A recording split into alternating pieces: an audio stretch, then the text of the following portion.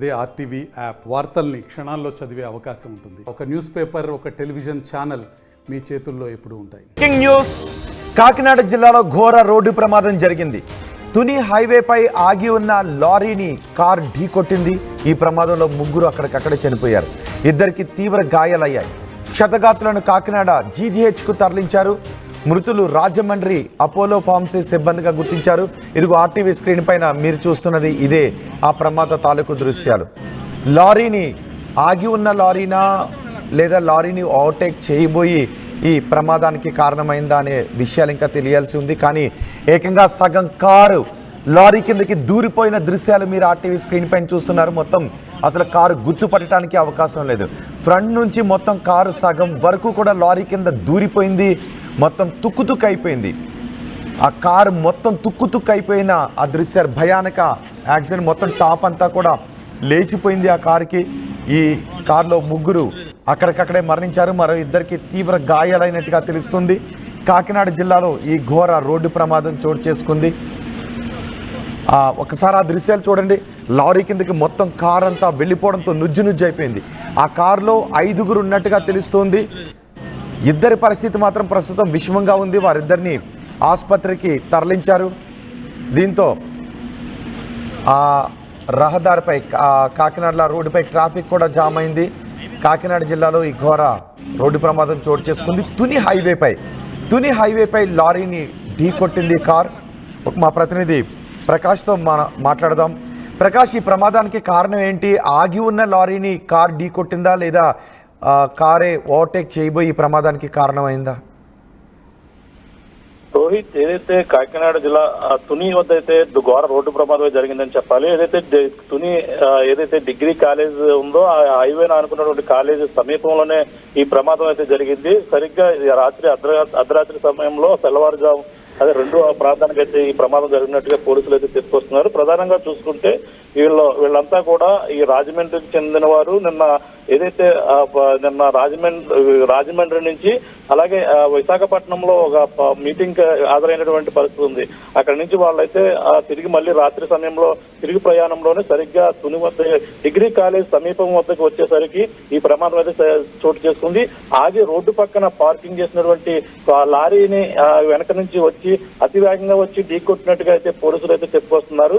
ఈ ప్రమాదం జరిగిన వెంటనే అక్కడ స్పాట్ లోనే ముగ్గురు చనిపోయినటువంటి పరిస్థితి ఉంది. అందులో ఇద్దరు తీవ్ర గాయాలైన నేపథ్యంలోనే అలాగే వెంటనే కాకినాడ ప్రభుత్వ ఆసుపత్రికి అయితే తరలించి అక్కడి నుంచి అపోలో ఆసుపత్రి, అంటే వీళ్ళంతా కూడా అపోలో ఫార్మసీ సిబ్బంది కావడంతోనే ప్రస్తుతం అయితే అపోలో ఆసుపత్రికి అయితే షిఫ్ట్ చేశారు. తీవ్రంగా గాయపడినటువంటి వ్యక్తిని. అందులో మరొక వ్యక్తి కూడా చనిపోయినట్టుగా సమాచారం. మొత్తం నలుగురు చనిపోయినట్టుగా అయితే చెప్పుకొస్తున్నారు. ప్రస్తుతం మృతుల పేర్లు చూసుకుంటే గెడ్డం రామరాజుతో పాటు మరొక పేరు చూసుకుంటే వారాడ సుధీర్, అలాగే షేక్ హజారత్ అయితే మొత్తం ముగ్గురు కూడా స్పాట్ లోనే చనిపోయారు.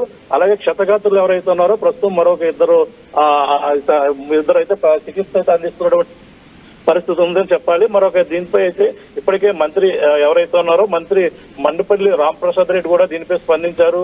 అలాగే వీళ్ళకి మెరుగైన వైద్య సదుపాయం అందించాలంటూ కూడా ఆయన అయితే కోరడం జరిగింది. అలాగే ఇటువంటి ఘటన జరగడం, అలాగే రాజమహేంద్రవరంలో అపోలో ఫార్మసీగా ఉద్యోగులుగా పనిచేస్తున్న వారిని అయితే ఈ విధంగా జరగడం బాధాకరం అంటూ కూడా చెప్పుకొస్తున్నారు. ప్రస్తుతం చనిపోయిన ముగ్గురు కూడా రాజమండ్రి వాసులుగా కూడా పోలీసులు అయితే గుర్తించారు. దీనిపై ప్రస్తుతం అయితే కేసు నమోదు చేసి దర్యాప్తు చేస్తున్నటువంటి పరిస్థితి ఉంది. ప్రస్తుతం కుటుంబ సభ్యుడు కన్నీరు మున్నీరుగా విలిపిస్తూ ఇప్పటికే రాత్రి సమయంలో చేరడంతో వాళ్ళందరూ కూడా మరి కొద్దిసేపట్లో ఈ యొక్క మృతదేహాల వద్దకు చేరుకుంటారు. గాయపడిన ఆసుపత్రి కూడా ఎవరైతే ఉన్నారో వాళ్ళకి ఆగి ఉన్న లారీని ఢీకొట్టడమేనా ప్రమాదానికి కారణం?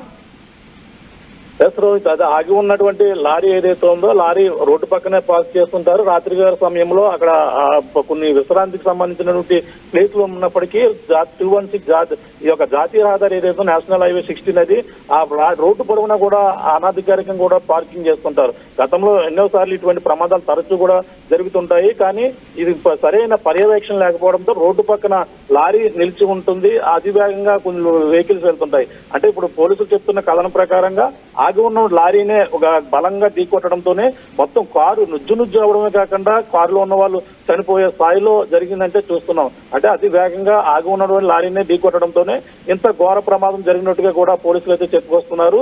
అలాగే ఆ లారీ గతంలో ఎన్నోసార్లు ఈ లారీలను ఈ విధంగా పార్కింగ్ చేయకూడదంటే పోలీసులు అవగాహన కల్పించినప్పటికీ ఈ యొక్క దూర ప్రాంతాల నుంచి, అంటే జాతీయ రహదారి ఏదైతే ఉందో రహదారి పొడవునా కూడా వెహికల్స్ ఆపి విశ్రాంతి తీసుకున్న సమయంలోనే లారీని పార్క్ చేసి ఉండడంతోనే వ్యక్తి వేగంగా వచ్చి కొట్టినట్టుగా అయితే పోలీసులు అయితే చెప్పుకొస్తున్నారు. దీంతో మరి పోలీసులు ఇప్పుడు కేసు నమోదు చేసి దర్యాప్తు అయితే మొదలు పెట్టారని చెప్పాలి. క్షతగాతులనే మృతదేహాలు అయితే ప్రస్తుతం తుని ఏరియా హాస్పిటల్లోనే చనిపోయినటువంటి 3 మృతదేహాలు కూడా అక్కడే ఉన్నాయి.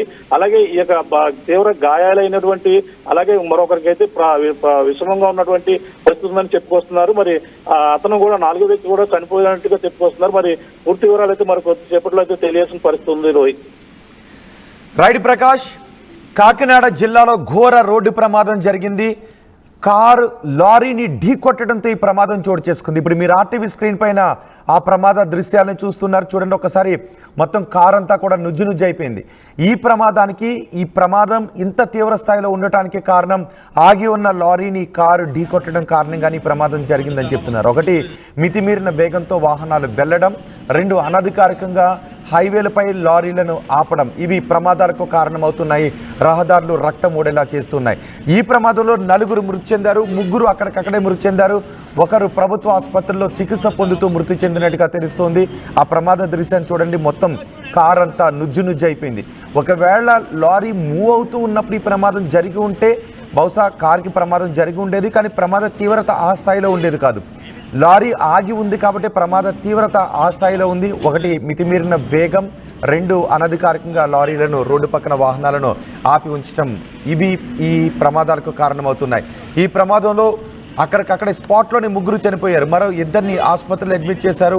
ఆసుపత్రిలో చికిత్స పొందుతూ మరో యువకుడు చనిపోయినట్టుగా తెలుస్తోంది.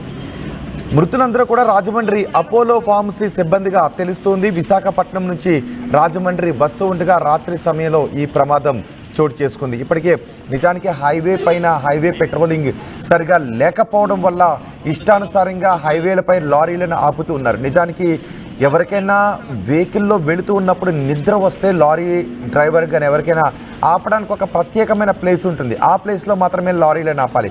ఒకవేళ ఏదైనా వాహనం చెడిపోతే దాన్ని హైవేపై రోడ్డు పక్కన ఆపాల్సి వస్తే అందుకు సంబంధించిన ప్రికాషన్స్ తీసుకుని మాత్రమే ఆపాలి. హైవే పెట్రోలింగ్ ఈ విషయాన్ని ఎప్పటికప్పుడు గమనిస్తూ ఉండాలి. కానీ వీళ్ళందరి నిర్లక్ష్యం, ఒకటి అతివేగం, హైవే పెట్రోలింగ్ నిర్లక్ష్యం, వాహనాలను ఇష్టానుసారం రోడ్డు పక్కన నిలిపి ఉంచటం, ఇవన్నీ వెరసి ఇలాంటి ప్రమాదాలకు కారణమవుతున్నాయి. ఇప్పుడు ఈ 4 మరణానికి ఈ లారీని ఆపి ఉంచడం, అతివేగం కారణంగా తెలుస్తుంది. ఒకసారి చూడండి ఆ కార్ని చూస్తే ఏమనిపిస్తుంది. ఈ ప్రతి ప్రమాదం వెనుక కూడా కొంచెం లోతుగా చూస్తే ఒక నిర్లక్ష్యమే చాలా స్పష్టంగా కనిపిస్తుంది. ప్రమాదాలు యాక్ట్ ఆఫ్ గాడ్తో కాదు, ప్రమాదాలు కేవలం నిర్లక్ష్యం కారణంగానే చోటు చేసుకుంటాయి. ఇప్పుడు వాళ్ళ కుటుంబాల్లో వీళ్ళ మరణంతో విషాద ఛాయలు అలముకున్నాయి.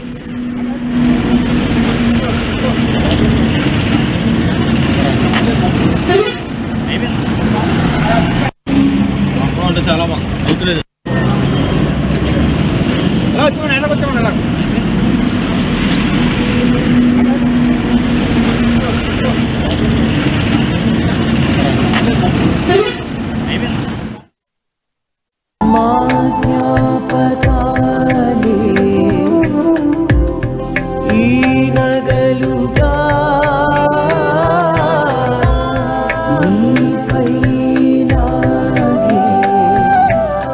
గౌరవాన్ని అమ్మలా కాపాడుతుంది.